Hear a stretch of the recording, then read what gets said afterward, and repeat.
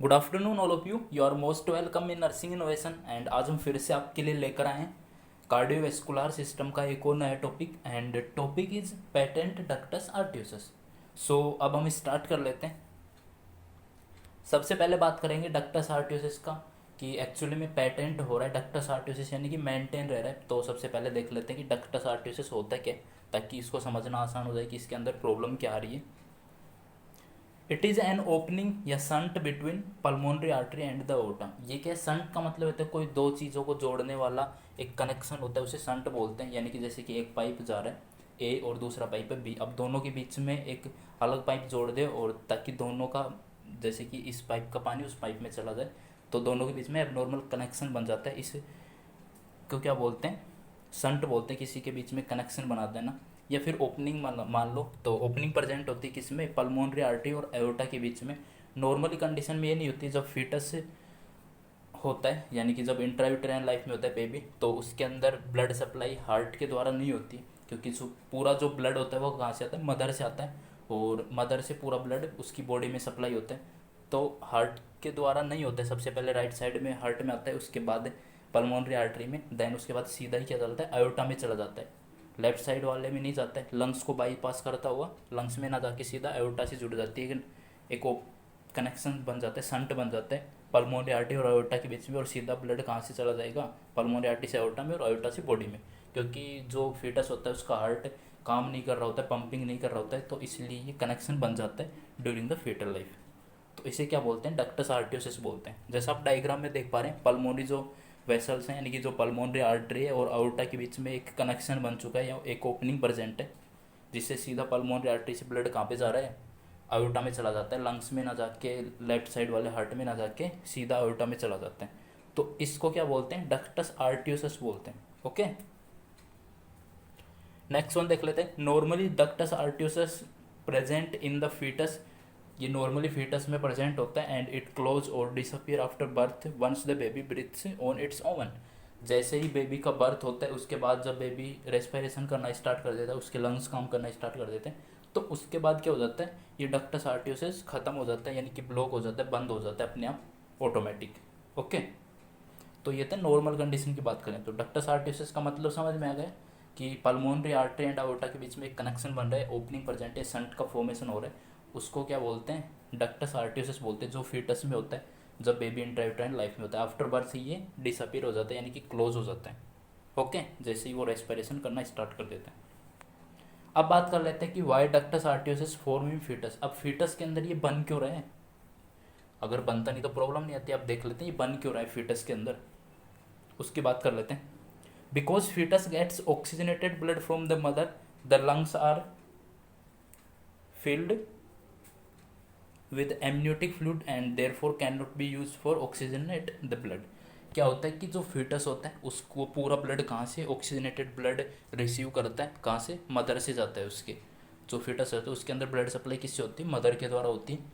तो अब उसके पहले से ही ऑक्सीजनेटेड ब्लड उसकी बॉडी में जा रहा है, तो उसकी बॉडी को ऑक्सीजनेटेड करने की ज़रूरत नहीं। इसलिए लंग्स, क्योंकि वहाँ पे लंग्स इमेच्योर है, इसलिए लंग्स का काम करना वहाँ पे स्टार्ट नहीं होता, इसलिए वहाँ पे ऑक्सीजनेशन की ज़रूरत नहीं होती। तो सीधा पल्मोनरी आर्टरी से राइट साइड वाले हार्ट चैम्बर में जाएगा, उसके बाद पल्मोनरी आर्टरी में, एंड देन लंग्स में ना जाके सीधा एक कनेक्शन किससे बन जाता है, एओर्टा से बन जाता है। एक बीच में एक पाइप बन जाता है एओर्टा के और पल्मोनरी आर्टरी के बीच में, तो सीधा पल्मोनरी आर्टरी से एओर्टा में चला जाता है। अब लंग्स में जाने की ज़रूरत नहीं, क्योंकि ऑक्सीजनेटेड ब्लड पहले ही मदर से आ रहा है।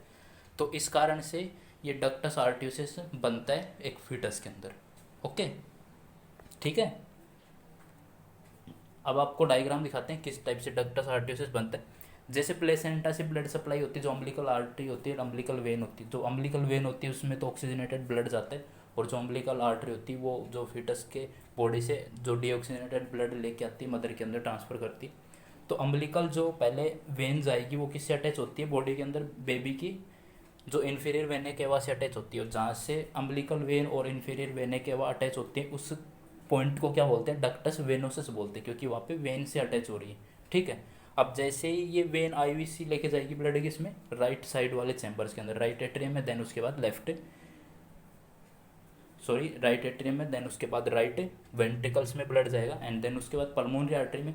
अब पल्मोनरी आर्टरी से वैसे नॉर्मली कहाँ पे जाता है अपने, जो आफ्टर बर्थ के बाद लंग्स में जाता है। तो यहाँ पे लंग्स काम नहीं कर रहे क्योंकि यहाँ पे इमेच्योर हैं, और इसलिए दूसरी बात कि जो ऑक्सीजनेटेड ब्लड पहले ही मदर से आ रहा है तो सीधा पल्मोनरी आर्टरी से सीधा ब्लड किसमें ट्रांसफर हो जाता है, एओर्टा में ट्रांसफर हो जाएगा, लेफ्ट साइड वाले हार्ट चैम्बर में नहीं जाएगा और लंग्स में भी नहीं जाएगा, बाईपास कर देता है। तो इस तरीके से एक और कनेक्शन बनता है पल्मोनरी आर्टरी एंड आयोटा के बीच में, उसे क्या बोल देते हैं, डक्टस आर्टियोसस बोल देते हैं। ठीक है, ओके। तो ये हो गया इसका रीजन कि डक्टस आर्टियोसस क्यों बनता है एक फीटस के अंदर। अब नेक्स्ट पे लेके चलते हैं आपको, how does maintain ductus arteriosus patency in fetus life. अब ऐसा क्या होता है कि जो बर्थ के बाद तो ये ख़त्म हो जाता है, यानी कि अपने आप क्लोज हो जाता है, और ये बर्थ के से पहले क्लोज क्यों नहीं होता है, तो ऐसा क्या रीज़न है जो कि बर्थ इंट्रायूटेराइन लाइफ में ये इसकी पेटेंसी बनी रहती है, यानी कि ये ओपनिंग प्रेजेंट रहती है, क्लोज नहीं होती है, आफ्टर बर्थ ही क्लोज होती है। तो उसका रीज़न और देख लेते हैं कि ये क्यों फीटस के अंदर पेटेंट रहता है, यानी कि वहाँ पे बंद नहीं होता, आफ्टर बर्थ ही बंद हो पाता है। तो ऐसा क्या चीज़ है जो उसको वहाँ पे ओपन ही बनाए रखती है। ठीक है, तो उसको देख लेते हैं। ड्यूरिंग प्रेगनेंसी, तो प्रेगनेंसी के टाइम पे क्या होता है, क्योंकि इंट्रायूटेरल लाइफ की बात करें उसी टाइम पे ये डक्टस आर्टियोसिस का फॉर्मेशन होता है, जस्ट बर्थ के बाद ये क्लोज हो जाता है। तो during pregnancy the placenta form prostaglandin. तो प्रेगनेंसी के टाइम पे जो प्लेसेंटा होती है, जब बेबी इंट्रायूटेरल लाइफ में होता है, तो जो प्लेसेंटा होती है मदर की, तो वो क्या करती है, प्रोस्टाग्लैंडिन का फॉर्मेशन करती है, एक हार्मोन होता है prostaglandin, to maintain patency of ductus arteriosus, regulation of uterine and umbilical circulation and delivery type myometrium connection. तो जो प्लेसेंटा होती है एक हार्मोन का फॉर्मेशन करती है, और हार्मोन कौन सा होता है, प्रोस्टाग्लैंडिन। उसके 3-4 फंक्शंस होते हैं। वो क्या करता है, पेटेंसी बनाए रखता है डक्टस आर्टियोसिस की, ताकि ये जो डक्टस आर्टियोसिस जो ओपनिंग या जो संट पल्मोनरी आर्टरी और आयोटा के बीच में फॉर्मेशन हुआ है ये क्लोज ना हो। अगर क्लोज हो गए तो क्या होगा, ब्लड सप्लाई नहीं हो पाएगी बेबी की और बॉडी ऑर्गन्स तक, और बेबी की डेथ हो जाएगी। तो प्रोस्टाग्लैंडिन का काम होता है उसको मेंटेन रखना। तो इससे क्या समझ में आ रहा है, जैसे ही बर्थ के बाद में अगर वो क्लोज नहीं हो रहा था अपन क्या देंगे, प्रोस्टाग्लैंडिन इनिबिटर दे देते हैं, जो प्रोस्टाग्लैंडिन के लेवल को कम कर देगा और रिड्यूस कर देगा, ताकि वो अपने आप ऑटोमेटिक क्लोज हो जाएगी। अगर किसी के अंदर क्लोज नहीं होती है, पेटेंट रह रही है तो। ठीक है, तो मेन रीज़न क्या है, प्रोस्टाग्लैंडिन है जो उसको पेटेंट बनाए रखता है, यानी कि उसको ओपन ही रखता है। ठीक है, तो इस वजह से ये इंट्रायूटेरल लाइफ में जब फीटस होता है तो उसके अंदर इसको ओपन बनाए रखने का काम किसका होता है, प्रोस्टाग्लैंडिन का। ओके, नेक्स्ट देख लेते हैं, after birth when lungs start to function then prostaglandin metabolize by the lungs and ductus arteriosus will close. जैसे ही बर्थ हो जाता है बेबी का तब रेस्पिरेशन करना स्टार्ट करते हैं, यानी कि लंग्स काम करना स्टार्ट कर देते हैं। तो क्या होता है कि लंग्स के अंदर कुछ एंजाइम्स होते हैं जो पल्मोनरी वेसल्स के अंदर, जब ब्लड सप्लाई होगी पल्मोनरी वेसल्स से आर्टरी से वेन तक, तब उस प्रोसेस के बीच में कुछ एंजाइम्स होते हैं लंग्स के द्वारा सीक्रेट किए जाते हैं। वो क्या कर देंगे, इस प्रोस्टाग्लैंडिन को मेटाबोलाइज कर देंगे, यानी कि इसका कैटाबोलिज्म वगैरह करके इसको बॉडी से रिड्यूस कर देंगे, साथ में इसका फॉर्मेशन को, सिंथेसिस को भी रोक देते हैं। तो इस तरीके से प्रोस्टाग्लैंडिन का क्या हो जाएगा, लेवल कम हो जाएगा, और जो डक्टस आर्टियोसिस है वो क्लोज हो जाएगा, क्योंकि इसका ओपन रखने का काम कौन कर रहा है, प्रोस्टाग्लैंडिन। अगर वो ही नहीं रहेगा तो ये ओपन कैसे रहेगा। और इस तरीके से जस्ट आफ्टर के बाद, बर्थ के बाद में अपने आप क्लोज हो जाती है। ठीक है, अब अपन बात कर लेते हैं अपनी डिजीज की, पेटेंट डक्टस आर्टियोसिस। पेटेंट का मतलब रहता है ओपन, यानी कि बर्थ के बाद भी ये ओपन ही रह रही है, क्लोज नहीं हो पा रही है। तो इस कंडीशन को क्या बोल देते हैं, पेटेंट डक्टस आर्टियोसिस। यानी कि जो डक्टस आर्टियोसिस है, जो बर्थ के बाद में क्लोज हो जाना चाहिए था, वो क्लोज नहीं हो पा रही है, ओपन ही बनी रही है, और इसी कंडीशन को क्या बोल देंगे, पेटेंट डक्टस आर्टियोसिस। ओके, तो डेफिनेशन यही है इसकी, it is a congenital heart defect in which the ductus arteriosus fails to close after birth that allow a portion of oxygenated blood flow back from the left side heart to the pulmonary vessels। अब ये congenital defect है क्योंकि ये chromosomal abnormality वगैरह की वजह से हो रहा है, बर्थ के टाइम से ये कंडीशन प्रेजेंट होती है ओपन, ये क्योंकि फेटस जो लाइफ है वहाँ पे ये ओपन रहती है, उसके बाद भी ओपन ही बनी रहती है, इसलिए कंजेनाइटल डिफेक्ट हो गए। इसमें क्या होगा, ये क्लोज नहीं होती है, बर्थ के बाद में पेटेंट बनी रहती है, यानी कि ओपन ही रहती है। और ये क्या करेगा, ओपन बना रहेगा तो क्या होगा, पोर्शन ऑफ जो ऑक्सीजनेटेड ब्लड फ्लो होगा back from the left side heart से पल्मोनरी वेसल्स के अंदर ही आ जाता है। आपको डायग्राम दिखाते हैं ताकि आप समझ पाएँ। तो क्या होगा, ये तो नॉर्मली होती है, बर्थ के बाद में क्लोज हो जाता है, इसके बीच में जो एबनॉर्मल जो कनेक्शन बन रहा था वो क्या हो जाता है, क्लोज हो जाता है। अब पेटेंट डक्टस आर्टियोसिस में क्या होता है, ये क्लोज नहीं होता है, ये मेंटेन ही रह जाता है, यानी कि यहाँ पे पेटेंट रहता है, ओपन ही रह जाता है। तो क्या होगा, जैसे ही राइट साइड वाले चैम्बर में आएंगे ब्लड आएगा, उसके बाद पल्मोनरी वेसल्स में, देन उसके बाद लेफ्ट साइड में चला जाता है। अब जैसे लेफ्ट साइड में जाएगा, लेफ्ट साइड के बाद में वापस आयोटा में आएगा, आयोटा से बॉडी में पंप करेगा। तो क्योंकि आयोटा पल्मोनरी वेसल से कनेक्टेड है, तो ज़्यादा ब्लड कहाँ होता है, लेफ्ट साइड में जाता है पूरा। तो वहाँ से आयोटा में जैसे ही ब्लड जाएगा तो कुछ ब्लड वापस से क्या हो जाएगा, पंप कर दिया जाएगा कहाँ पे, पल्मोनरी वेसल्स के अंदर, क्योंकि इन दोनों के बीच में क्या है, कनेक्शन बना हुआ है। इसलिए लेफ्ट साइड हार्ट से पल्मोनरी वेसल्स के अंदर ब्लड क्या होगा, बैक फ्लो होने लगता है। और पल्मोनरी वेसल्स के अंदर क्या होता है, फ्लूइड वॉल्यूम बढ़ जाती है, यानी कि पल्मोनरी हाइपरटेंशन की कंडीशन लीड हो जाती है। ओके, आई थिंक आप समझ गए होंगे, क्योंकि लेफ्ट साइड राइट साइड से ब्लड जाएगा पल्मोनरी वेसल्स में, उसके बाद जाएगा लेफ्ट साइड वाले हार्ट में, और लेफ्ट साइड वाले से जाएगा आयोटा में। अब जैसे आयोटा में जाएगा तो क्योंकि आयोटा किससे जुड़ा हुआ है, पल्मोनरी वेसल से, तो आयोटा से थोड़ा वो जो ब्लड था वो तो बॉडी तक चला जाएगा, पंप कर दिया जाएगा, और थोड़ा बहुत वापस से पल्मोनरी वेसल्स में ही पंप कर दिया जाएगा, क्योंकि ये दोनों आपस में जुड़े हुए हैं, यहाँ पे ओपनिंग अभी भी प्रेजेंट है। ठीक है, तो इस वजह से पल्मोनरी हाइपरटेंशन क्रिएट हो जाती है, और उससे जो रिलेटेड सिम्टम्स अपने को देखने को मिलेंगे। ठीक है, अब आगे चलते हैं, नेक्स्ट पे मूव कर लेते हैं और बात कर लेते हैं फैक्टर्स की, कि कौन कौन से फैक्टर्स हैं जो इस कंडीशन को लीड करते हैं, यानी कि पेटेंट डक्टस आर्टरियोसिस के लिए रेस्पॉन्सिबल फैक्टर्स कौन से होते हैं। The exact cause is not known, कोई एग्जैक्ट कोज पता नहीं है कि किस वजह से हो रहा है, क्यों ये बंद नहीं हो पा रहा है, ओपन ही प्रेजेंट रह रहा है। तो फैक्टर्स की बात कर लेते हैं, रिस्क फैक्टर्स की, कि कौन कौन से ऐसे रिस्क फैक्टर्स हैं जो कि डक्टस आर्टरियोसिस की पेटेंसी को बनाए रखते हैं, यानी कि पेटेंट डक्टस आर्टरियोसिस को लीड करते हैं। तो फर्स्ट वन है जो सबसे मेन जो मेजर रिस्क फैक्टर है, वो preterm birth, because poor prostaglandin metabolize due to immature lungs, क्योंकि अब प्रीटर्म डिलीवरी है, यानी कि 37 वीक से पहले डिलीवरी हो गई है, और इससे पहले होगा तो क्या होगा, बेबी के लंग्स मैच्योर नहीं हो पाते हैं। तो इसलिए प्रोस्टाग्लैंडिन जो हार्मोन बेबी के अंदर ट्रांसफ़र हुआ है मदर से, वो क्या है, मेटाबोलाइज नहीं हो पाएगा, क्योंकि लंग्स काम नहीं कर रहे, और उसका मेटाबॉलिज्म का काम कौन करता है, लंग्स के अंदर हो रहा है प्रोस्टाग्लैंडिन का। अब लंग्स से काम नहीं करेंगे तो मेटाबॉलिज्म नहीं होगा, तो प्रोस्टाग्लैंडिन का काम क्या है, उसको ओपन ही बनाए रखना, तो वो ओपन ही बना रह जाएगा प्रीटर्म बेबी के अंदर। इसीलिए प्रीटर्म बेबी के अंदर सबसे ज़्यादा रिस्क होते हैं पेटेंट डक्टस आर्टरियोसिस का। ठीक है, नेक्स्ट रिस्क फैक्टर की बात करते हैं, pregnant mother who has rubella infection, किसी को रूबेला इन्फेक्शन हुआ है तो वो भी लीड करता है किसको, पेटेंट डक्टस आर्टरियोसिस को। ओके, नेक्स्ट वन रहेगा chromosomal abnormality, like down syndrome वगैरह, कुछ क्रोमोसोम के अंदर एबनॉर्मलिटी आई है, इस वजह से क्या है, बॉडी के पूरे फंक्शन अल्टर हो रहे हैं, क्योंकि सेल की अच्छी तरीके से डेवलपमेंट नहीं हो पाया, तो इस कारण से वहाँ की पेटेंसी है बनी रह रही है, यानी कि पेटेंट डक्टस आर्टरियोसिस की कंडीशन को लीड कर रही है। ठीक है, अब बात कर रहे हैं साइन एंड सिम्टम्स की। तो किसी बेबी के अंदर पेटेंट डक्टस आर्टरियोसिस की कंडीशन प्रेजेंट है, तो कौन कौन से सिम्टम्स या साइन देखने को मिलेंगे, ताकि अपन आइडेंटिफाई कर पाएँ कि इसको पेटेंट डक्टस आर्टरियोसिस की कंडीशन डेवलप हुई है।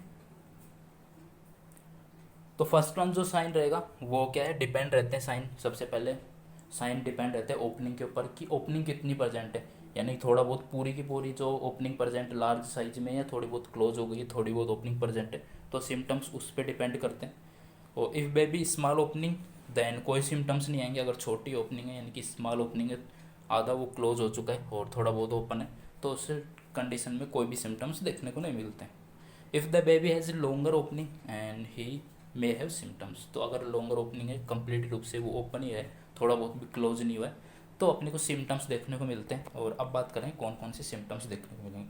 साइनोसिस होगा, bluish colour of skin, because of some deoxygenated blood enter in the systematic circulation and some blood back into the pulmonary vessels from the aorta that lead pulmonary overload and cause impaired gas exchange। अब क्या है, क्योंकि pulmonary vessels जो artery और aorta के बीच में connection है, जैसे ही राइट साइड में राइट साइड वाले चैम्बर में ब्लड आता है डीऑक्सीजनेटेड जो वेनस ड्रेनेज का, वो पल्मोनरी आर्टरी में जाता है, उसके बाद लंग्स में ऑक्सीजनेशन होने के लिए, तो जैसे ही वो वहाँ पे पल्मोनरी आर्टरी में जाएगा तो आयोटा से जुड़ी है, तो थोड़ा बहुत जो डीऑक्सीजनेटेड ब्लड है पंप कर दिया जाएगा आयोटा में, उसके बाद वो जो पल्मोनरी वेसल्स के अंदर पहुँचेगा, वेन के अंदर, उसके बाद लेफ्ट साइड हार्ट में, और उसके बाद फिर वापस से आयोटा में जाएगा, तो थोड़ा बहुत बॉडी में थोड़ा बहुत, यानी कि उल्टा सुल्टा पंप होता है। पल्मोनरी आर्टरी में रहेगा तब तो थोड़ा बहुत आयोटा में पंप हो जाएगा, अब जैसे वो घूम के लेफ्ट साइड से आयोटा के अंदर जाएगा तो आयोटा से थोड़ा पल्मोनरी आर्टरी में, तो इस तरीके से आगे पीछे ब्लड उल्टा, यानी कि सानी की मेरे कहने का मतलब ये कि थोड़ा तो डीऑक्सीनेटेड ब्लड आयोटा में चला जाता है, कुछ ऑक्सीजनेटेड ब्लड वापस बैक हो जाता है। तो इस कारण से क्या होगा, साइनोसिस की कंडीशन होगी, क्योंकि पल्मोनरी हाइपरटेंशन भी क्रिएट हो रहा है जिससे गैस एक्सचेंज इम्पेयर्ड हो रही है, साथ में डीऑक्सीजनेटेड ब्लड भी पंप हो रहा है आयोटा के अंदर जो बॉडी के अंदर सप्लाई होता है। इस वजह से साइनोसिस की कंडीशन देखने को मिलेगी। आई थिंक आप समझ पा रहे होंगे कि मेरे कहने का मतलब क्या है, क्योंकि उन दोनों के बीच में अभी भी कनेक्शन बना हुआ है। तो इधर ब्लड रहेगा तो थोड़ा बहुत उसमें पंप हो जाएगा, फिर वहाँ से उधर से घूम के लेफ्ट साइड से आयोटा में आएगा तो आयोटा से इधर शिफ्ट हो जाता है। इस वजह से गैस का जो एक्सचेंज होता है वो इम्पेयर्ड हो जाता है और साइनोसिस की कंडीशन को लीड कर देता है। इस टाइप से साइनोसिस की कंडीशन देखने को मिलेगी एक बेबी के अंदर।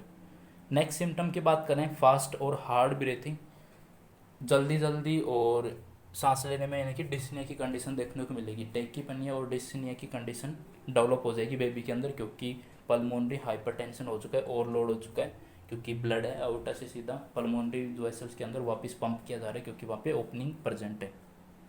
ठीक है, नेक्स्ट सिम्टम पे चलते हैं। Baby very tired due to hypoxemia and incomplete blood supply to the body organ, क्योंकि हाइपोक्सीमिया हो रहा है, क्योंकि गैस एक्सचेंज इम्पेयर्ड हुआ है तो हाइपोक्सीमिया की कंडीशन डेवलप होनी है, यानी कि lack of oxygen into the blood. और इनकम्प्लीट ब्लड सप्लाई हो रही है, क्योंकि जैसे आयोटा में जाता है तो पूरा ब्लड सप्लाई नहीं हो पाता, कुछ ब्लड वापस से पंप कर दिया जाता है किधर, कौन सी साइड में, पल्मोनरी आर्टरी में, इसलिए कंप्लीट ब्लड सप्लाई नहीं हो पा रहा है बॉडी की तरफ। तो कौन सी कंडीशन डेवलप हो जाएगी, बेबी टायर्डनेस देखने को मिलती है, बेबी थका हुआ मिले क्योंकि सप्लाई नहीं हो रही ऑक्सीजन और न्यूट्रिएंट की।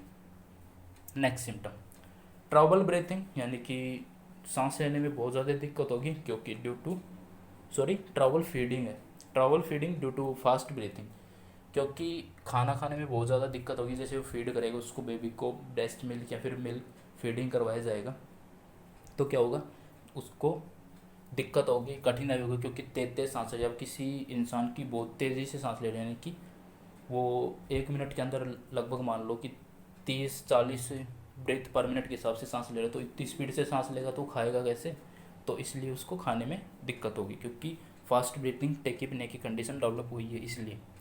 Infection due to blood retention in the right side heart and pulmonary vessels, क्योंकि ब्लड है पंप कर दिया जा रहा है, बैक फ्लो हो रहा है किसमें, उस कनेक्शन के द्वारा, उस ओपनिंग के द्वारा एओर्टा से पल्मोनरी वेसल्स में, और पल्मोनरी वेसल्स में आने की वजह से रिटेंशन हो रहा है ब्लड। और वो ब्लड कौन सा है, डीऑक्सीजनेटेड ब्लड है पल्मोनरी वेसल्स में, तो डीऑक्सीजनेटेड रहता है आर्टरी के अंदर और राइट साइड वाले हार्ट चैम्बर के अंदर, तो वहाँ पे डीऑक्सीजनेशन ब्लड रिटेंशन होने की वजह से क्या है, इन्फेक्शन के चांसेस बढ़ जाते हैं, तो इन्फेक्शन भी देखने को मिल सकता है, फीवर वगैरह। नेक्स्ट जो सिम्टम है, wide pulse pressure due to the decrease diastolic blood pressure because of some blood entering the aorta.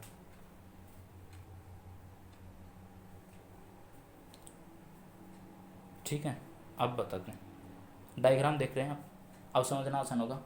Pulse pressure का मतलब क्या होता है पहले ये देख लेते हैं। जो सिस्टोलिक माइनस डायस्टोलिक, यानी कि सिस्टोलिक और डायस्टोलिक के जो बीच का होता है, systolic minus diastolic is equal to pulse pressure. मान लो कि सिस्टोलिक है 120 और डायस्टोलिक है 60, तो 60 माइनस 120 माइनस 60 तो कितना हो गया, 60 आंसर आ रहा है, तो 60 तो 60 क्या हो गया, पल्स प्रेशर हो गया, यानी कि systolic minus diastolic is equal to pulse pressure.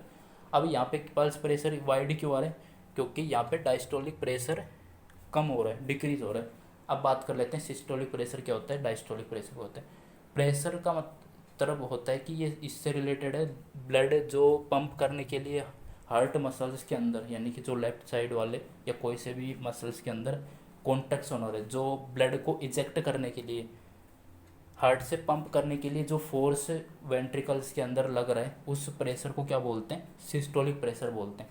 दूसरा प्रेशर जो स्ट्रेचिंग फोर्स लग रहा है, यानी कि अब ब्लड आएगा भी ना, जैसे कि राइट साइड से लेफ्ट साइड में आएगा तो वेंट्रिकल्स में आएगा, एट्रियम से वेंट्रिकल्स में, तो वेंट्रिकल्स क्या होते हैं, वाइड होने यानी कि स्ट्रेच होने लग जाते हैं, खुलने लग जाते हैं। तो वो खुलने के लिए जो स्ट्रेचिंग फोर्स लगता है उसे क्या बोलते हैं, डायस्टोलिक बोलते हैं। जो कॉन्ट्रैक्शन फोर्स लग रहा है उसे तो बोलते हैं सिस्टोलिक, और जो स्ट्रेचिंग फोर्स लग रहा है उसे क्या बोलते हैं, डायस्टोलिक। अब डायस्टोलिक प्रेशर क्यों कम होगा, क्योंकि जो पल्मोनरी आर्टरी एंड आयोर्टा के बीच में एबनॉर्मल कनेक्शन बना हुआ है, जैसा आप डायग्राम में देख पा रहे हैं। तो जैसे ही पल्मोनरी आर्टरी में ब्लड आता है तो कुछ ब्लड आयोर्टा में चला जाता है, इसलिए जो वेंट्रिकल्स में, जो लेफ्ट साइड वाले वेंट्रिकल्स में ब्लड क्या कम पहुंचेगा, क्योंकि कुछ ब्लड तो सीधा आयोर्टा में चला गया, तो अब कम पहुंचेगा, तो कम ब्लड के लिए उसे कम स्ट्रेच होना पड़ेगा, यानी कि वो वेंट्रिकल से कम वाइड होंगे, यानी कि स्ट्रेचिंग उनमें कम होगी, तो स्ट्रेचिंग फोर्स कम लगेगा क्योंकि ब्लड सप्लाई वहाँ पे कम हो रही है। तो स्ट्रेचिंग फोर्स को क्या बोलते हैं, डायस्टोलिक। अब स्ट्रेचिंग नहीं होगी तो डायस्टोलिक प्रेशर क्या हो गया, डिक्रीज हो गया।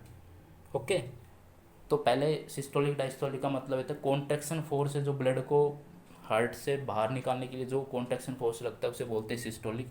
और हार्ट के अंदर जो ब्लड लेने के लिए स्ट्रेचिंग फोर्स लगता है ताकि हार्ट के चैम्बर वाइड हो जाएं और पूरा ब्लड बॉडी का हार्ट के अंदर आ जाए, यानी कि वेनस ड्रेनेज आ जाए और एट्रियम से वेंट्रिकल में आ जाए, इसलिए स्ट्रेचिंग जो फोर्स होता है वो डायस्टोलिक होता है। अब कम ब्लड आ रहा है क्योंकि सीधा आधा अल्टा में चला जा रहा है, इसलिए स्ट्रेचिंग फोर्स भी कम लगेगा। मतलब स्ट्रेचिंग फोर्स कम लगने का मतलब डायस्टोलिक प्रेशर कम, तो इसलिए डायस्टोलिक प्रेशर कम होने की वजह से वाइड पल्स प्रेशर देखने को मिलेगा। ठीक है, चलो आगे बढ़ते हैं, नेक्स्ट सिम्टम की बात करते हैं। Poor weight gain due to improper blood supply to the body organs. Poor weight gain होगा यानी कि वेट गेन बहुत धीरे होगा, वेट बढ़ेगा नहीं बेबी का, धीरे धीरे बढ़ेगा क्योंकि अच्छी तरीके से इम्प्रॉपर ब्लड सप्लाई यानी कि प्रॉपर ब्लड सप्लाई नहीं हो पा रही है बॉडी ऑर्गन्स तक, तो इसलिए न्यूट्रिएंट और ऑक्सीजन की नीड पूरी नहीं हो पा रही है, इसलिए बॉडी का वेट क्या है, रिड्यूस होता जा रहा है, बढ़ने का तो नाम ही नहीं लेगा। अब बात कर लेते हैं नेक्स्ट की, तो नेक्स्ट रहेगा डायग्नोस्टिक इवैल्यूएशन कि किसी बेबी को पेटेंट डक्टस आर्टियोसिस की कंडीशन हुई है तो अपन कैसे डायग्नोस्ट करेंगे कि उसको पेटेंट डक्टस आर्टियोसिस हो चुका है। तो जो फर्स्ट वन होता है वो फिजिकल एग्जामिनेशन होता है, इसके अंदर हम साइन एंड सिम्टम्स के बेस पे देखते हैं कि कौन कौन से सिम्टम्स या साइन देखने को मिल रहे बेबी के अंदर, तो उससे पता लगा सकते हैं। ये तो फिजिकल एग्जामिनेशन हो गया। नेक्स्ट वन जो डायग्नोस्टिक इवैल्यूएशन रहेगा चेस्ट एक्सरे, और चेस्ट एक्सरे में क्या देखने को मिलता है, it's so an enlarged lungs and heart changes, यानी कि एनलार्ज तो लंग्स सॉरी हार्ट मिलेगा और लंग्स के अंदर चेंजेस मिलेंगे बेबी के अंदर, क्योंकि ब्लड सप्लाई आके हो नहीं पा रही है, दोनों के बीच में कनेक्शन प्रेजेंट है, इसलिए इधर का ब्लड उधर और उधर से घूम के वापस पल्मोनरी वेसल्स में, तो पल्मोनरी वेसल्स में पल्मोनरी ओवरलोड देखने को मिलता है। साथ में राइट साइड का हार्ट चैम्बर है वो क्या होगा, वाइड मिलेगा, क्योंकि पूरा वापस एओर्टा से पल्मोनरी वेसल्स में आने के कारण राइट साइड में भी ब्लड का रिटेंशन हो रहा है, इसलिए एनलार्ज हार्ट देखने को मिलता है। नेक्स्ट वन जो डायग्नोस्टिक इवैल्यूएशन है वो होगा इलेक्ट्रोकार्डियोग्राम, यानी कि ईसीजी परफॉर्म करते हैं, और ये क्यों करते हैं, it is check the electrical activity of the heart, it's so abnormal rhythm and heart muscles stress.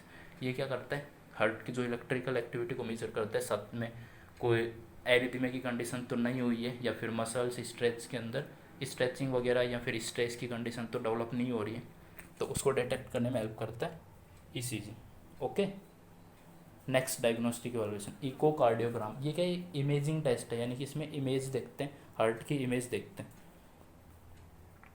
क्या देखने को मिलेगा, ये कन्फर्मेटिव टेस्ट है, it is A confirmative diagnosis, is so the blood flow pattern through the PDA, जो patent ductus आर्टियोसिस है उसके अंदर जो ब्लड फ्लो हो रहा है उसको देखने में हेल्प करता है, और कन्फर्मेटिव डायग्नोसिस है।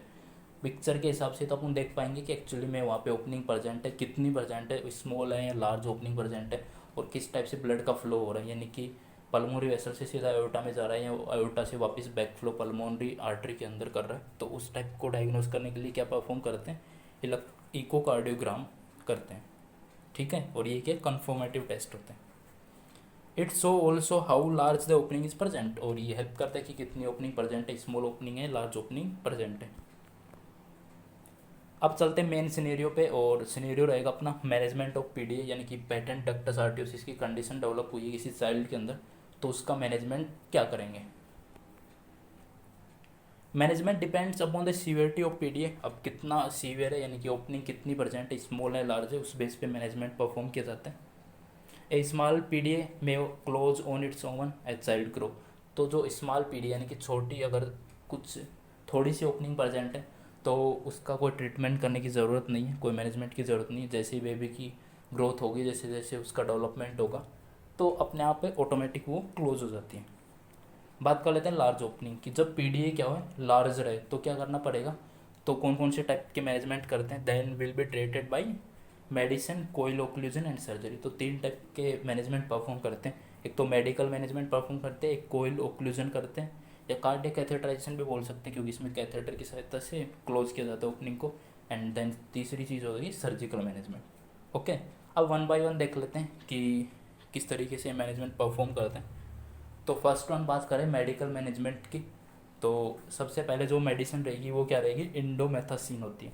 अब ये इंडोमेथासिन है क्या? It is an NSAID that help to close the PDA in preterm baby.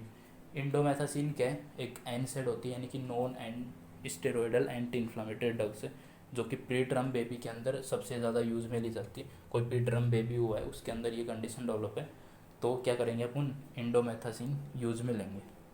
और सबसे ज़्यादा चांसेस भी किसी में होते हैं? प्री टर्म बेबी के अंदर ही होते हैं। रीज़न आपको बता चुकी, क्योंकि प्रोस्टाग्लैंडिन मेटाबोलाइज नहीं हो पाता है ड्यू टू इमेच्योर लंग्स, और इसलिए ये इंडोमेथासिन क्या करेगी? प्रोस्टाग्लैंडिन को मेटाबोलाइज करेगी। Indomethacin stimulate the muscles inside the PDA patent ductus arteriosus to tighten and close the connection by decreasing prostaglandin level that can from the यहाँ पे mistyping है, that come from the mother and inhibit prostaglandin synthesis. जो prostaglandin है उसके synthesis को, उसके level को decrease कर देगी, उसको मेटाबोलाइज कर देगी, जो मदर से आता है प्लेसेंटा के थ्रू, क्योंकि ड्यूरिंग द फीटल लाइफ के दौरान पेटेंसी को मेंटेन जो काम करने का काम कौन करता है? प्रोस्टाग्लैंडिन करते हैं। अब बर्थ के बाद उसकी कोई ज़रूरत नहीं, उसको कम हो जाना चाहिए, लंग्स उसको कम कर देते हैं ताकि वो क्लोज हो जाए। बट प्रीटर्म बेबी है, लंग्स मैच्योर नहीं है, वो क्लोज नहीं हो पा रहा है प्रोस्टाग्लैंडिन, क्योंकि मेटाबोलाइज नहीं हो पा रहा है, लंग्स इमेच्योर है। तो अपने को ऐसी ड्रग्स देनी जो प्रोस्टाग्लैंडिन के लेवल को कम कर दे, उसके सिंथेसिस को कम कर दे, ताकि वो कम हो जाएगा तो ऑटोमेटिक अपने आप जो ओपनिंग बंद हो जाती है। तो वो ड्रग्स कौन सी होती है? इंडोमेथासिन होती है। वो क्या कर देगी? प्रोस्टाग्लैंडिन को मेटाबोलाइज कर देगी। ठीक है, जैसे ही वो मेटाबोलाइज हो जाएगा, ओपनिंग ऑटोमेटिक क्लोज। तो इस तरीके से इंडोमेथासिन ड्रग काम करती है। नेक्स्ट वन देख लेते हैं, डोज की बात कर लेते हैं कि कितना देना है। अब बात आती है कि कितना इंडोमेथासिन ड्रग्स हो, कितनी अमाउंट में देनी है। Give 3 dose of indomethacin by IV root.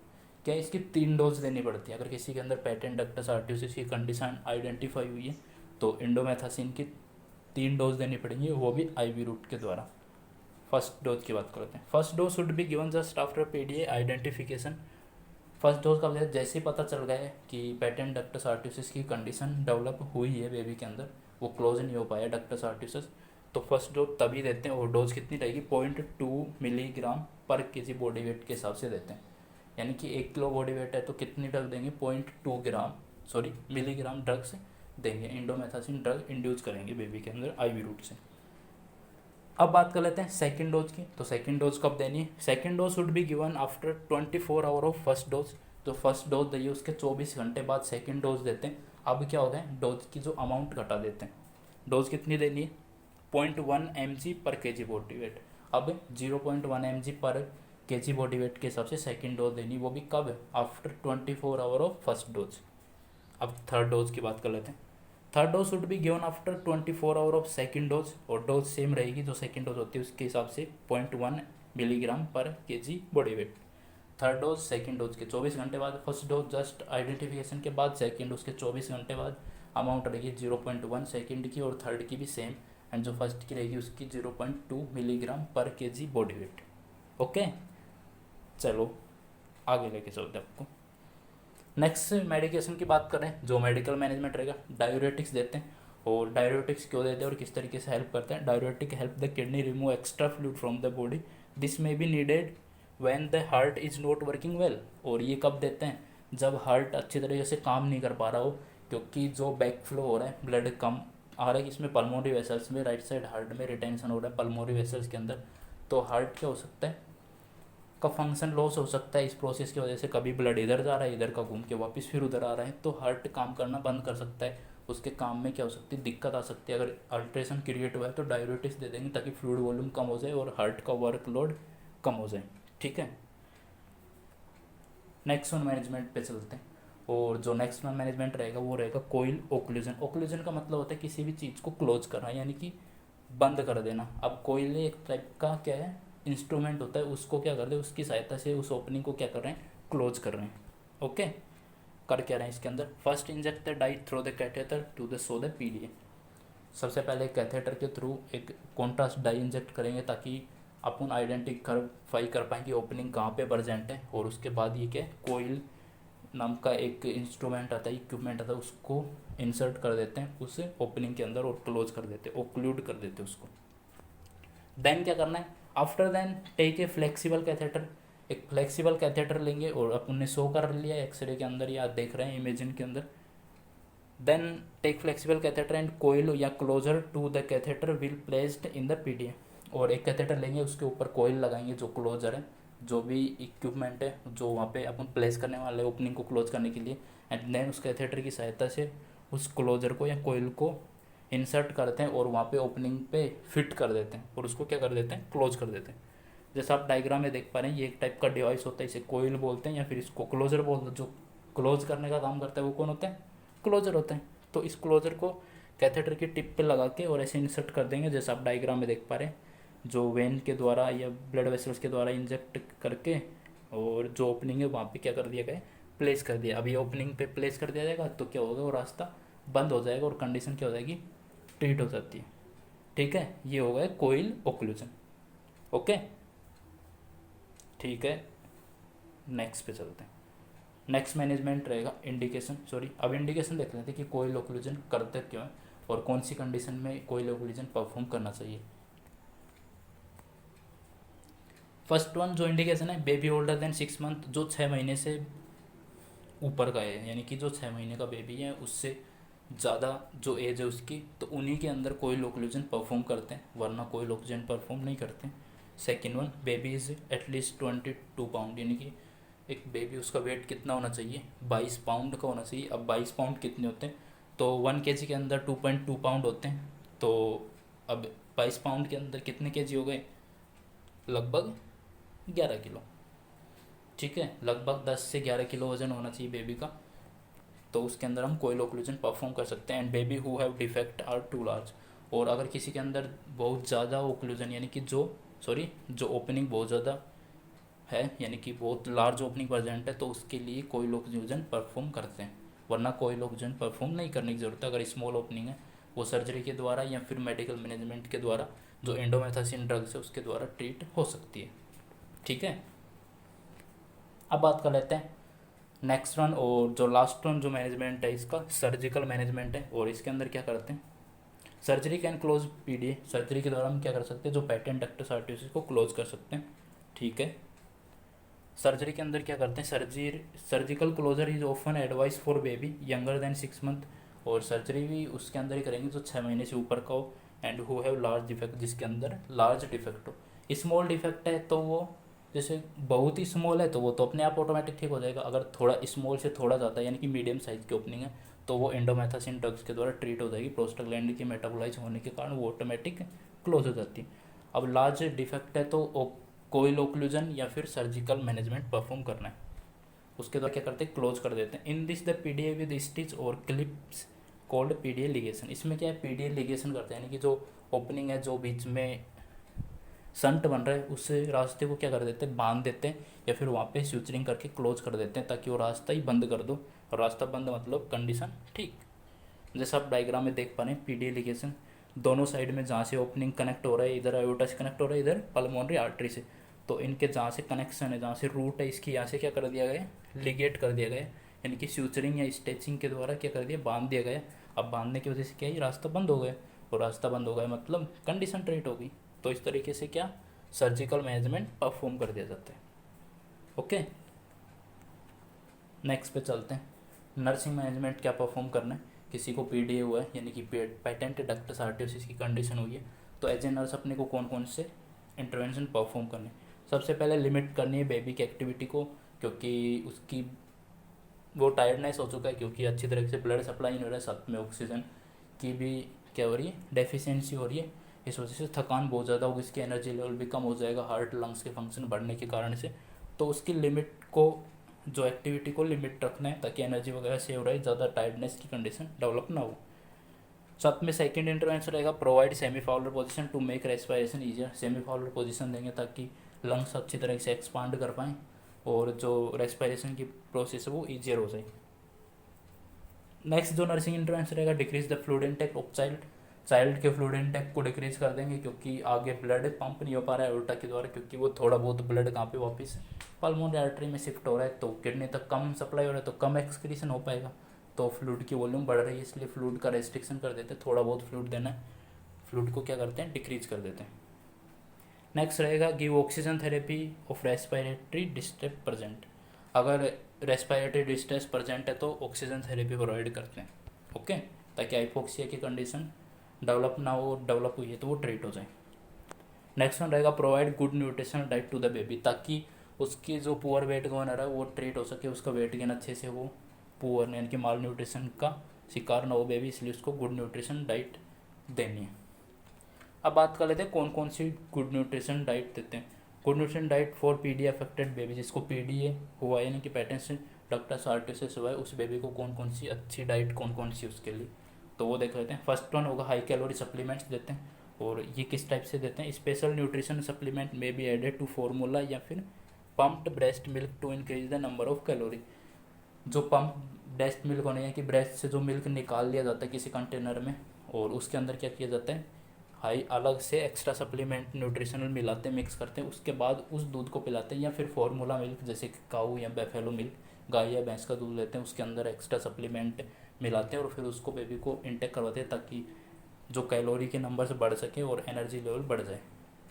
Next one supplemental tube feeding करते हैं, इसमें क्या क्या एनजी ट्यूब वगैरह की सहायता से सप्लीमेंटल फीडिंग करते हैं, क्योंकि बेबी वैसे तो फीड कर नहीं पा रहे हैं, बहुत ज़्यादा रेस्पिरेटरी रेट वगैरह बढ़ चुकी है, डिस्ट्रेस की कंडीशन आ रही है, तो हम क्या करते हैं, tube passes through the nose down to the oesophagus and into the stomach to give supplemental feeding, extra feeding देने के लिए, क्योंकि बेबी अच्छी तरीके से फीडिंग नहीं कर पा रहे, तो एनजी ट्यूब प्लेसमेंट करके उसको फीडिंग करवानी है। ओके, तो ये होगा डाइट से रिलेटेड। नेक्स्ट वन बात कर लेते हैं कॉम्प्लिकेशंस की, कि कौन कौन से कॉम्प्लिकेशंस डेवलप हो सकते हैं अगर पीडीए की कंडीशन को ट्रीट नहीं किया गया, यानी कि पेटेंट डक्टस आर्टियोसिस को अगर ट्रीट नहीं किया गया तो कौन से कॉम्प्लिकेशन डेवलप हो सकते हैं। तो जो मेन कॉम्प्लिकेशन होगा वो होगा पल्मोनरी हाइपरटेंशन, और आप जानते हैं कि होने वाला है, क्योंकि एओर्टा से ब्लड कहाँ बैक फ्लो हो रहा है किसमें, पल्मोनरी वेसल्स में, और इसीलिए पल्मोनरी हाइपरटेंशन की कंडीशन डेवलप होगी।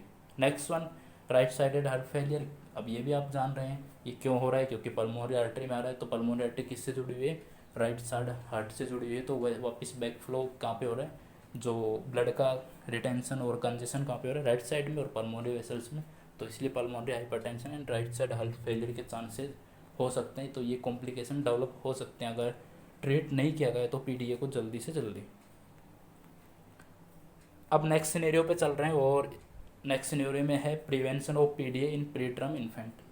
अब किसी की डिलीवरी 37 वीक से पहले हुई है, लेट सपोज कि उसकी डिलीवरी 28 वीक पे 26 वीक पे हुई है, तो अब उसके अंदर चांसेस है कि पेटेंट डक्टस आर्टियोसिस हो गई, क्योंकि मैच्योर लंग से प्रोस्टाग्लैंडिन का फॉर्मेशन हो रहा है, वो गया है हार्मोन, वो मेटाबोलाइज नहीं हो पाएगा इमेच्योर लंग्स होने के कारण बेबी के, तो उसके अंदर प्रिवेंशन कैसे कर सकते हैं ताकि वो बंद हो जाए और बनी ना रहे, पेटेंसी है वो बनी ना रहे और क्लोज हो जाए डक्टस जो आर्टियोसिस है। तो ऐसी क्या चीज़ देंगे उसको ताकि उसको प्रिवेंट किया जा सके। और जैसे आप जानते हैं प्रोस्टाग्लैंडिन का मेटाबॉलिज्म करने का काम कौन करेगा, एंडोमेथासिन। तो administer the indomethacin on first day of life और जस्ट आफ्टर द बर्थ। जैसे बेबी का बर्थ होता है, प्री मैच्योर बेबी यानी कि कोई 32 वीक के लगभग उससे पहले, या 32 वीक या 28 वीक के आसपास किसी की डिलीवरी हो गई है, तो उसको अपना पहला काम रहेगा उसको एंडोमेथासिन देना है आईवी रूट से। ओके, और डोज कितनी रहेगी, 0.2 मिलीग्राम पर केजी बॉडी वेट के हिसाब से एक डोज दे देनी है, और उसके बाद एक और डोज और एक और 3 डोज दे देनी है। अब उसको क्या होगा, ये कंडीशन अपने आप ऑटोमेटिक ट्रीट हो जाएगी और आगे बनी नहीं रहेगी। तो ये प्रिवेंशन कर सकते हैं, जैसे आपका लेबर रूम में ड्यूटी है और किसी को प्रीटर्म डिलीवरी है, तो ये काम भी आपको करना है, एंडोमेथासिन की ड्रग भी उसको देनी है, क्योंकि नहीं तो अगर ये नहीं देगी तो क्या लीड कर सकता है, ये पेटेंट डक्टस आर्टियोसिस को लीड कर सकते हैं। ओके, चलो फिर आज का सेशन यहीं पे ख़त्म होता है। Wish you very all the best and thanks for watching.